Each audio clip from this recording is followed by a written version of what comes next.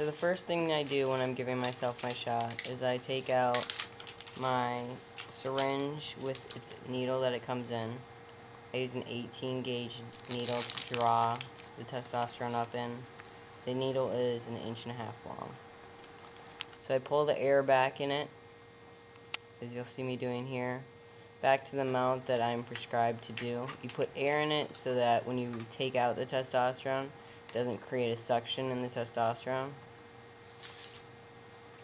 That is my vial of testosterone. I will take out a alcohol swab and wipe off the top of it to make sure that there's nothing on top of it that could get into my testosterone and into my body and cause an infection. So with my air in my syringe, I will stick it through. I usually try to find the same hole every time so I'm not creating a lot of holes in the vial. It helps the vial keep a tight seal. You push the air in and then you draw back the same amount of testosterone in it. And you want to make sure that there's not a lot of air bubbles in the syringe at this point, because it is going to cause a difference in the end when you get to the end of your testosterone vial. It'll cause a suction if every week you have a little bit of air that you're pulling back more than you need.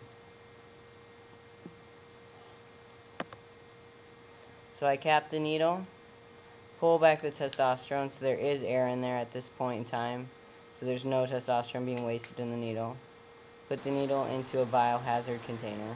Very important piece to do.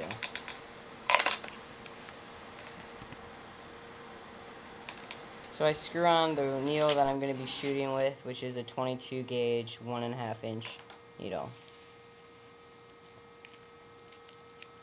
You want to make sure you screw it on really tight. I have had needles fail on me when I'm shooting my testosterone. So then you push all the air out until testosterone comes out of the top of the needle. You don't want any air bubbles getting into your body. It can cause a lot of serious damage, or could kill you if you get it into a vein.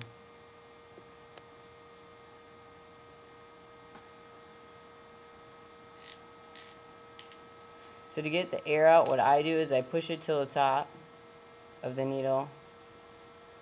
Holding it upright gets it evenly distributed. And then sometimes, when need be, I will flick it to make sure that there's all the testosterone, all the air bubbles are out. So then I prep my leg, and I like to make sure that my leg is loose and not stiff and tight and flexing. And I rub it in circular patterns. That's the alcohol swab that I'm rubbing. You let the alcohol dry. When you're ready to shoot yourself with the testosterone, you pull your skin taut. I put the needle in slow, which is very different than a lot of people, but I like the ability to feel the control of the needle going into me rather than not having control. And you can, when you're shooting yourself, you can tell when you hit your muscle. There's 3 different layers of your skin which go in pretty easily, but then once you get past that, it's not really painful to go slow.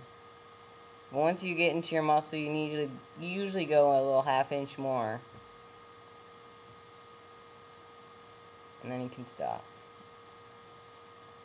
When it's into your muscle all the way, you pull back on the needle to make sure that you're not in a vein. If the needle or the syringe fills with blood, you need to pull out and re-inject yourself. Push the testosterone in slowly. It is in oil, so it does go in very thick and slow. Another key point here is to leave the needle in your leg for 10 seconds.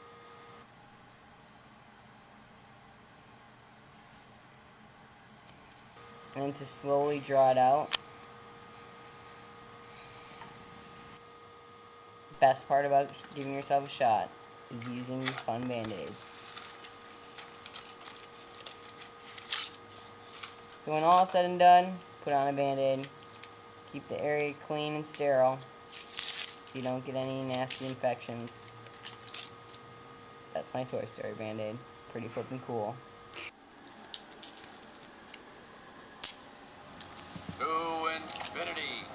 and beyond.